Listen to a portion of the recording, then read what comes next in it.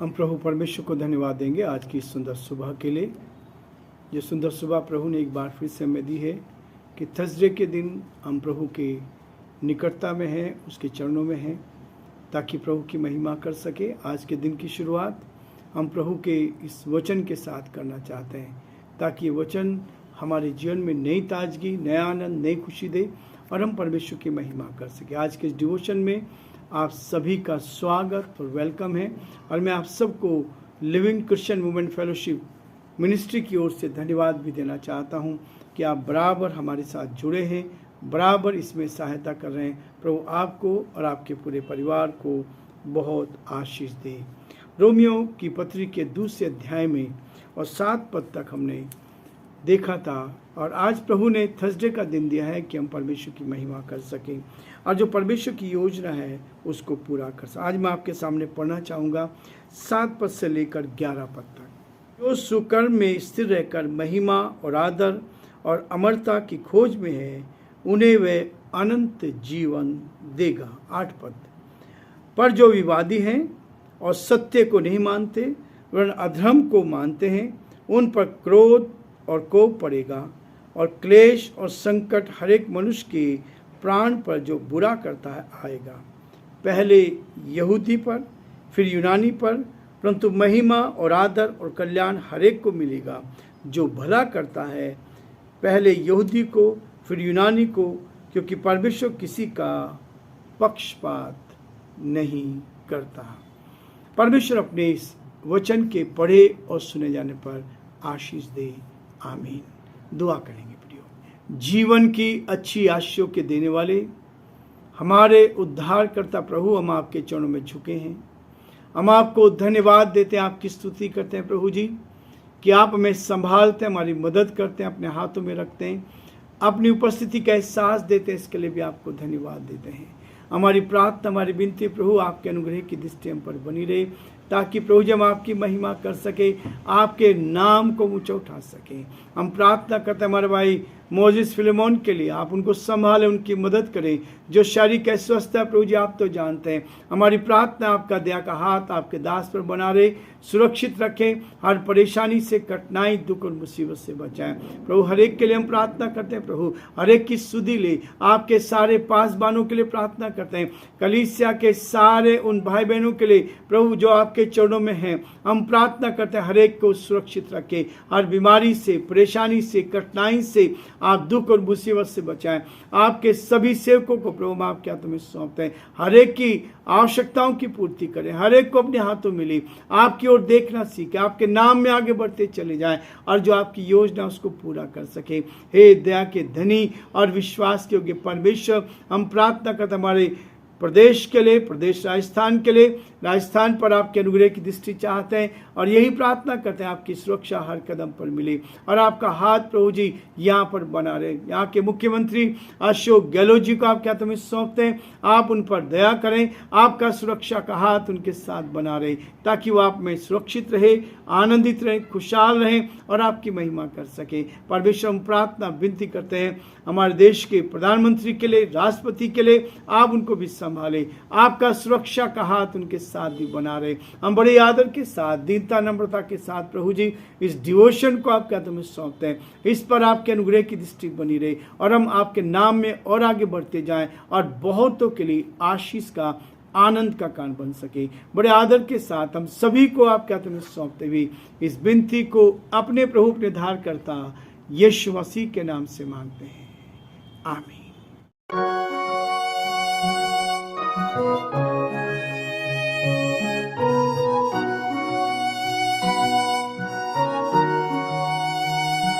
कलवरी के पास खड़ा हो, खून की धारा देखता जा, तेरे पापों का यही दाम दिया है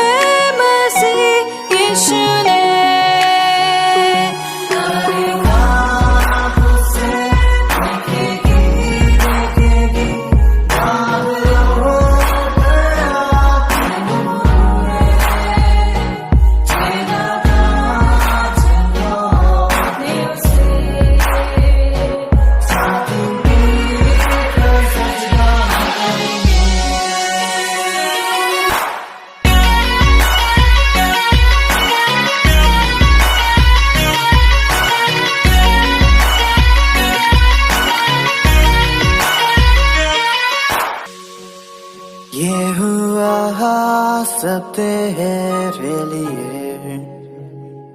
तूने भी उसे छेड़ा था, फिर भी प्यार से वो बोला था, जाता क्यों नहीं तू उसके पास। फिर भी प्यार से वो बोला था, जाता क्यों नहीं तू उसके पास।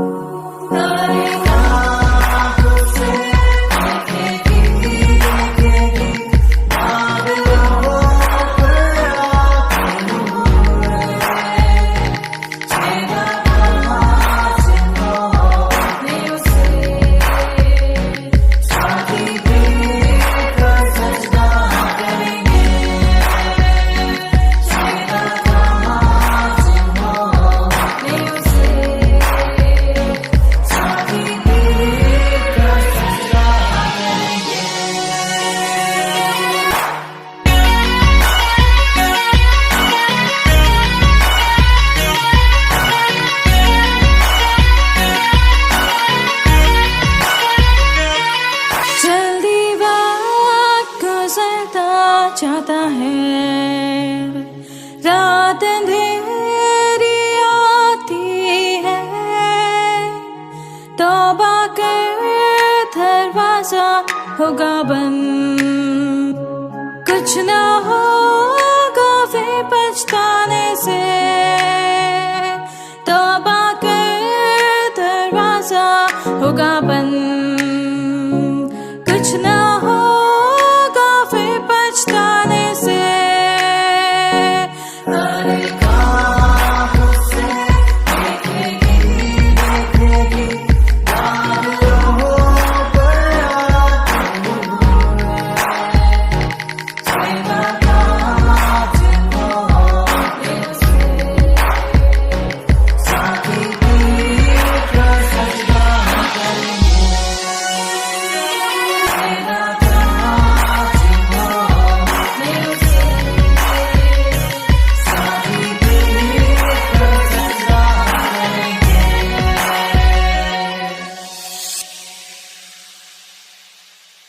प्रभु का हम धन्यवाद करते हैं कि परमेश्वर ने ये मौका हमें प्रदान किया है कि एक एक दिन हम परमेश्वर के इस वचन को, एक एक आयत को देखते चलें और प्रभु की महिमा कर सकें।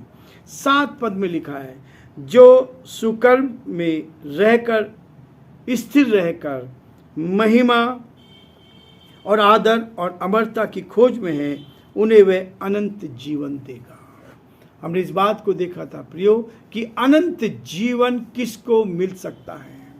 अनंत काल का जीवन, हमेशा की जिंदगी जो आत्मा हमें मिली है, ईश्वर ने मुझे और आपको आत्मा दी है, और ये आत्मा जो दिखाई नहीं देती, ये आत्मा जो अंदर काम कर रही है, आत्मा जो इस शरीर को चला रही है, उस आत्मा के लिए कहता है कि अनंत काल का जीवन उस व्यक्ति को मिलेगा जो क्या करेगा, जो सुकर्म करता है, जो स्थिर रहकर महिमा और आदर और अमरता की खोज में है, उनको अनंत जीवन दिया जाएगा। लेकिन प्रियो 8 पद इस बात को कहता है, जो विवादी है और सत्य को नहीं मानते और अधर्म को मानते हैं, उन पर क्रोध और कोप पड़ेगा।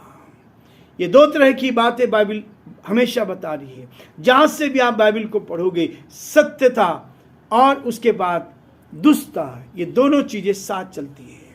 शैतान दुष्टता का काम करता है, शैतान हमें गिराने की कोशिश करता है, लेकिन परमेश्वर जो सत्य के खोजी है, प्रभु का वचन कह रहा है, तुम सत्य को जानो तो सत्य तुम्हें आजाद करेगा।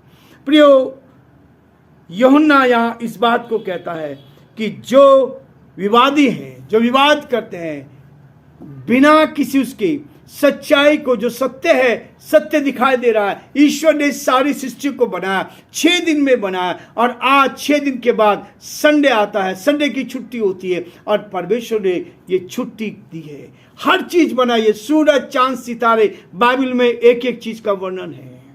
6 दिन में परमेश्वर सृष्टि की, लेकिन इस सत्य को भी लोग कबूलते नहीं है। सत्य को कबूलते नहीं, विवाद खड़ा करते हैं। जो विवादी हैं, जो सुमार्ग पर चलते हैं और उसमें स्थिर रहते हैं, वो महिमा और आदर और अमरता की खोज में है, उनको अनंत जीवन मिलेगा। पर इसको जोड़ते हो कह रहा है, पर जो विवादी है और सत्य को नहीं मानते और अधर्म को मानते हैं, उन पर क्रोध और कोप पड़ेगा। एक जगह परमेश्वर का प्रेम उनके ऊपर होगा जो स्थिरता में रहते हैं, जो सुमार्ग में चलते हैं, जो सच्चाई पे चलते हैं। पर प्रियो, दूसरी जगह कहता, पर उनके लिए जो विवादी हैं और सत्य को नहीं मानते और अधर्म को मानते हैं, उन पर क्रोध और कोप पड़ेगा। परमेश्वर का क्रोध भयानक है, परमेश्वर का क्रोध भयानक है प्रियो, उसके सामने कोई ठहर नहीं सकता। इसलिए प्रभु ने मुझे और आपको ये जीवन दिया है कि अनंत काल का जीवन लेकर सत्य के मार्ग पर चलते हुए, सच्चाई को जीवन में लेते हुए, एक दूसरे की भलाई करते हुए, एक दूसरे को ऊंचा उठाते हुए चलें, तभी परमेश्वर कहता है हमें अनंत काल का जीवन मिलेगा। 9 पद कह रहा है, और क्लेश और संकट हर एक मनुष्य के प्राण पर जो बुरा करता आएगा। क्लेश आएगा, क्रोध तो आएगा ही, लेकिन उसके बाद क्लेश और संकट हर एक उस मनुष्य पर आएगा जो क्या कर रहा है, जो मनुष्य के प्राण पर जो बुरा करता है। बुरे काम का बुरा नतीजा है। बाइबल कहते झूठ बोलना पाप है और पाप की मजदूरी मृत्यु है। परंतु जो विश्वास करता है हमारे प्रभु यीशु मसीह में अनंत काल का जीवन है, जो उसमें विश्वास करता है। लेकिन प्रियो, यहाँ कहता है संकट और क्लेश हर एक उस मनुष्य पर आएगा जो बुरा करता है, जो बुराई के साथ जीवन जी रहा है, जो बुराई में अपने जीवन को व्यतीत कर रहा है। उसके ऊपर क्लेश भी आएगा, संकट भी आएगा, मुसीबत भी आएगी और परेशानी भी आएगी, और उसमें से उसको कोई निकाल नहीं सकता। यह है मुसीबत। इसके लिए हम चिंतित हैं, इस बात के लिए हम चिंतित हैं। परमेश्वर का क्रोध, कोप जो है भयंकर है। परमेश्वर का क्रोध भयंकर है, और हम इसी के लिए एक दूसरे को बचाने की कोशिश करते हैं। किसी को नहीं, वो किसी का पक्षपात नहीं करता है।